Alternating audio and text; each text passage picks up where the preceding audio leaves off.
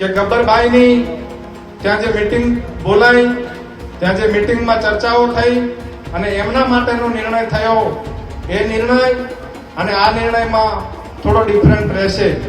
Different એટલા માટે કોયડા ગામની ગ્રામ સમિતિએ રૂપિયા 21,000 એમનો દંડ કર્યો છે.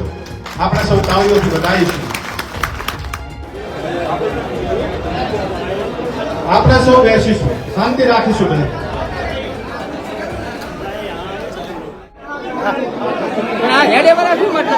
બધા બોલો સદારામ બાપુ કી. કોઈ વિડિયો વાયરલ નહીં કરે. તમને સાંભળવા છે નહીં જો તમને સાંભળવા છે. હું તમારો દીકરો છે ને હાથ જોડું છું. સૌ પોતપોતાનું સ્થાન ગ્રહણ કરે. તમને સાંભળવા છે. અમારે તમને સાંભળવા છે. આવીને બેસી છીએ. તમને આ નિર્ણય માન્ય ન હોય તો આપણે નિર્ણયને ફેર બદલવો કરવો છે. બધા મંડપ નથી આવ્યો, બધા મંડપ નથી આવ્યો અને એક પણ ઠાકોર સમાજનો આગેવાન આગા પાછો ના થાય એવી સદારામ બાપાની કમાઈ છે અને તમારો નિર્ણય માન્ય રહેશે. બધા જેમ બેઠા હતા એ બધી જ રીતે મંડપને. આ દ્રશ્યો છે રાધનપુરના કોરડા ગામના. એ કોરડા ગામ કે જે થોડા દિવસોથી વિવાદમાં રહ્યું. કારણ શું હતું કે જે રીતે ઠાકોર સમાજનું એક બંધારણ બનાવવામાં આવ્યું અને બંધારણમાં ખાસ જે મુદ્દો હતો એ હતો ડીજેનો, કે જે ખૂબ લાંબા સમયથી વિવાદમાં રહ્યો. અને અર્જુન ઠાકોર અને ગબ્બર ઠાકોર આ એક એમને પોતાના ગામમાં ડીજેનો જે પ્રતિબંધ હતો એને એ બંધારણને એમને તોડી દીધું અને એમના ગામમાં એક સભા થાય છે અને પછી એમને નાત બહાર કરવામાં આવે છે. ત્યારથી આખા ગુજરાતમાં તમે જુઓ તો સોશિયલ મીડિયામાં માત્ર ઠાકોર સમાજનો આ ડીજેનો જ વિવાદ ચાલી રહ્યો છે. એટલે એવા સમયમાં ફરીથી કોરડા ગામના ત્યાંના સરપંચ મગનભાઈ પોતાની દીકરીના લગ્નમાં ફરીથી બંધારણ તોડે છે. તેઓ પણ ડીજે લાવે છે, રાસ ગરબા એ રીતનું આખું આયોજન રાખે છે. શીતલ ઠાકોર એ ત્યાં ગાયક કલાકાર તરીકે આવે છે. એટલે લોકોએ અને સમાજમાં ખાસ કરીને ગબ્બર ઠાકોર એ અન્ય બીજા જે કલાકારો છે કે જે ડીજેના સપોર્ટમાં છે, એ લોકોએ નિર્ણય કર્યો કે આમને જે રીતે નાત બહાર કર્યા છે આ લોકોને પણ તમે નાત બહાર કરી બતાવો. કારણ એ હતું કે કદાચ એ લોકો રાધનપુરના છે, રાધનપુરના કોરડા ગામના સરપંચ છે, લવિંગજી ઠાકોર પણ એમના લગ્ન પ્રસંગમાં હાજર હતા. એટલે કે આગેવાન જેવું એમનું પદ રહ્યું છે. એટલે બીજા લોકોને કદાચ ખબર હતી કે સમાજ એમને નાત બહાર તો નહીં જ કરે. ત્યારે આગેવાનોને લાગ્યું કે જો આ નિર્ણય ઉપર આપણે કશું જ પણ નિર્ણય નહીં કરીએ તો સમાજમાં આનો ખૂબ ઊંધો મેસેજ જશે. અને એના કારણે આજે સોમવારે ફરીથી એક મિટિંગનું આયોજન કરવામાં આવ્યું કે ત્યાંનું જ એમને જે બંધારણ તોડ્યું છે એની એમને સજા ફટકારવામાં આવશે. પરંતુ એ સજા શું હતી? ત્યારે બંધારણ સમિતિના વડા ખેમજીભાઈ વાઘેલાએ એમને સજા ફટકારી. સજા એમને નહીં પરંતુ એમના આખી જે કમિટી છે, ગામ સમિતિ, તાલુકા સમિતિ, એ બધી જ સમિતિ એક નિર્ણય કર્યો કે કોરડા ગામે જે મગનભાઈના જે એમને બંધારણ તોડ્યું છે એટલે એમને સજા ફટકારવામાં આવે છે 21,000 રૂપિયા. અને ત્યાં એમને મગનભાઈને પણ માઇક આપવામાં આવે છે કે તમારે શું કહેવાનું થાય છે. તો એમને બધા જ લોકો વચ્ચે માફી પણ માગી. પરંતુ અહીંયા સુધી બધું જ ઓકે હતું. પરંતુ આ મિટિંગ હજી સમાપ્ત ન થઈ હતી. મોટા આગેવાનોના ભાષણ બાકી હતા. પરંતુ ત્યાંની પબ્લિક ત્યાંથી જવા લાગી. લોકોને કદાચ એ પસંદ ન આવ્યું કે માત્ર 21,000નો દંડ એ યોગ્ય ન કહી શકાય. એટલે પબ્લિકે ત્યાં થોડીક હલ્લાબોલ કરી દીધી અને ફરીથી આ નિર્ણયને બદલવા માટેની માંગ કરી.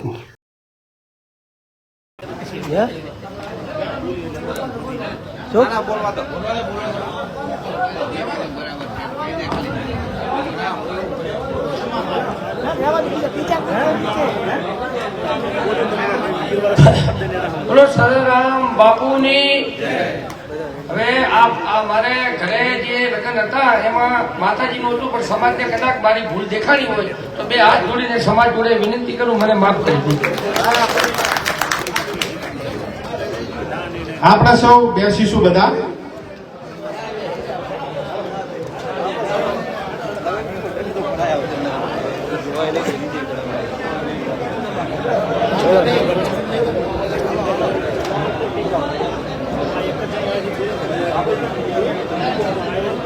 આપણે સૌ બેસીશું, શાંતિ રાખીશું. બધા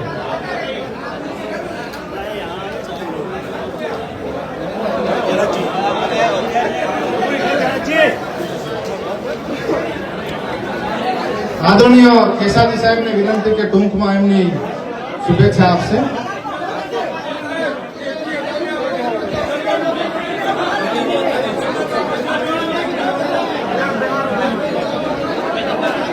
આદરણીય કેસાજી સાહેબ. बोलो सदाराम बापू की, बोलो सदाराम बापू की.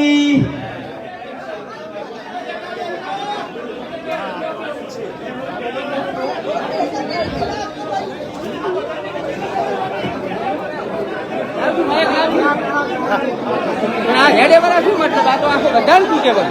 बोलो सदाराम बापू की.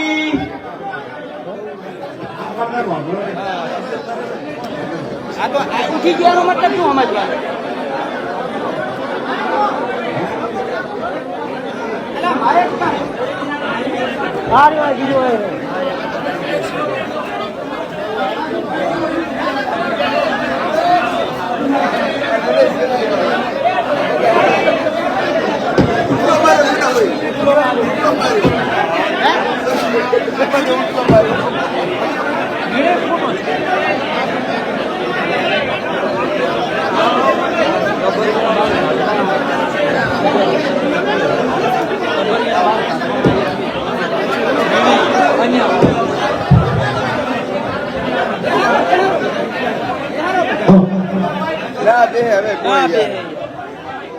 बोलो सदाराम बापानी.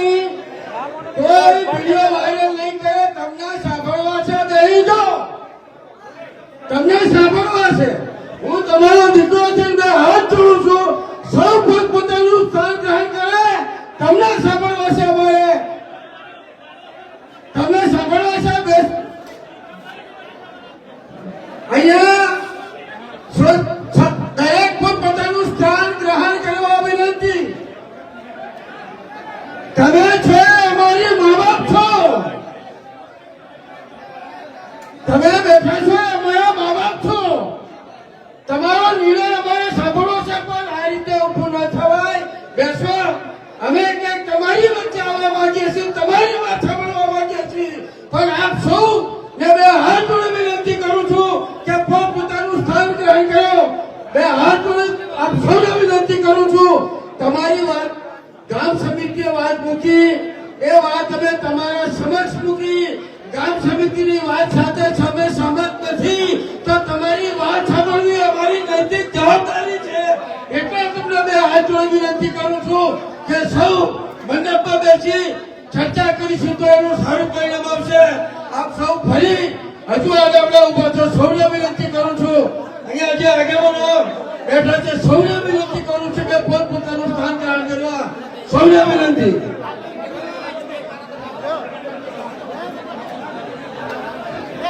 હલો ભાઈ, આપણે બધા મંડપમાં આવીને બેસી છીએ. તમને આ નિર્ણય માન્ય ન હોય તો આપણે નિર્ણયને ફેર બદલવો કરવો છે. બધા મંડપ નીચે આવી દો. બધા જ મંડપ નીચે આવી દો. અને એક પણ ઠાકોર સમાજનો આગેવાન આગા પાછો ના થાય એવી સદારામ બાપાની દવાઈ છે. અને તમારો નિર્ણય માન્ય રહેશે. બધા જ જેમ બેઠા હતા એ બધી જ રીતે મંડપને બહાર જતા રહ્યા છે. અમને પણ વિનંતી કરું છું કે આ સમાજના મંડપમાં આવીને બેસે. બધાને વિનંતી કરું છું સમાજના મંડપમાં આવીને બેસો અને તમારી વાત સાંભળવામાં આવશે. તમે જે આ કમિટીનો નિર્ણય સાંભળ્યો છે, અમારો નિર્ણય તમારો નિર્ણય સાંભળવાનો છે. અને તમારો એની સાથે સાથે મારે ઉલ્લેખ કરવો જોઈએ ભાઈ શ્રી ગબ્બરભાઈ જાબડિયા.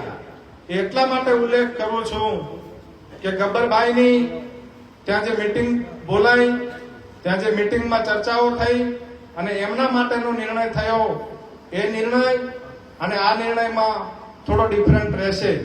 ડિફરન્ટ એટલા માટે, ફેરફાર એટલા માટે કે એમનું જે વલણ હતું એ વલણ સમાજના બંધારણને અલગ રીતે, એમ કે ડીજેનો પ્રસંગ હોય, ડીજે વાગવું જ જોઈએ એવું આકરું વલણ હતું.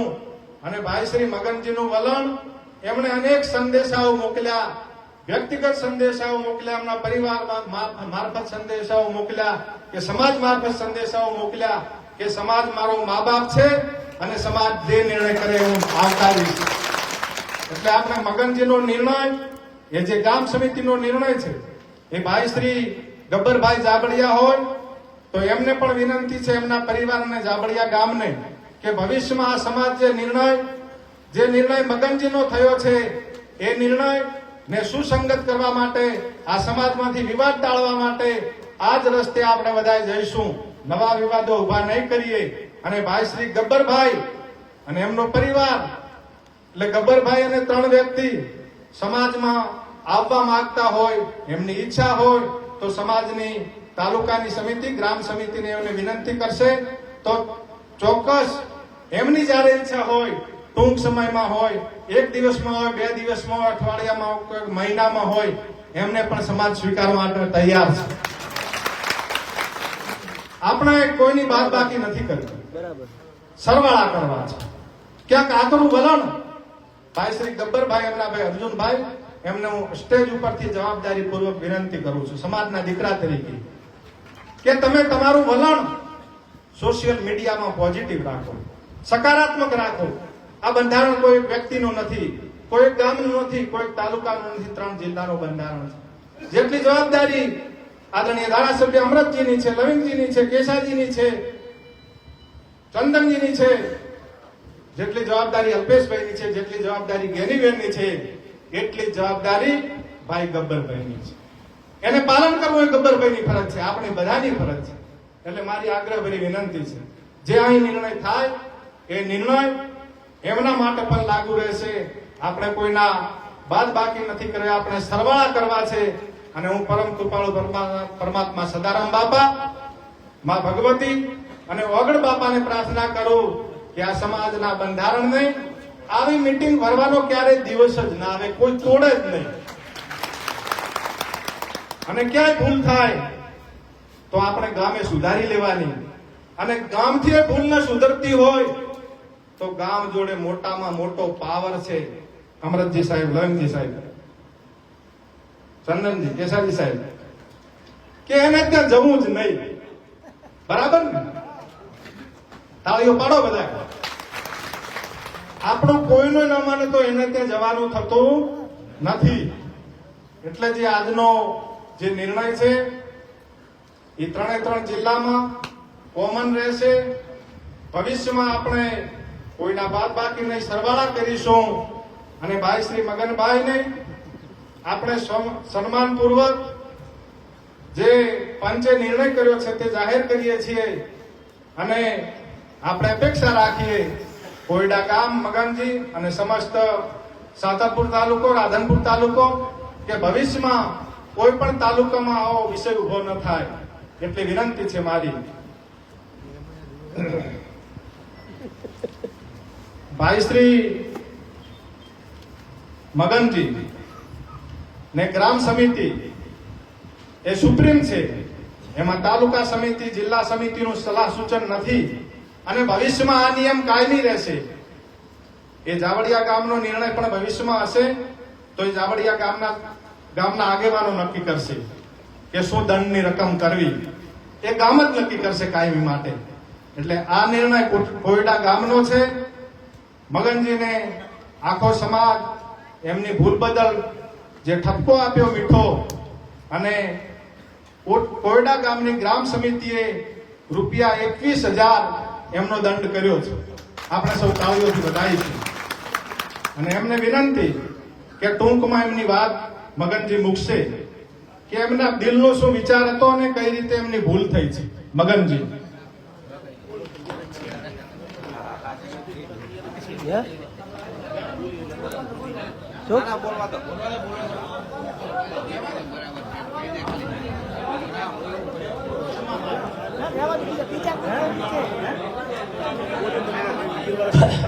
બોલો સદારામ બાપુની.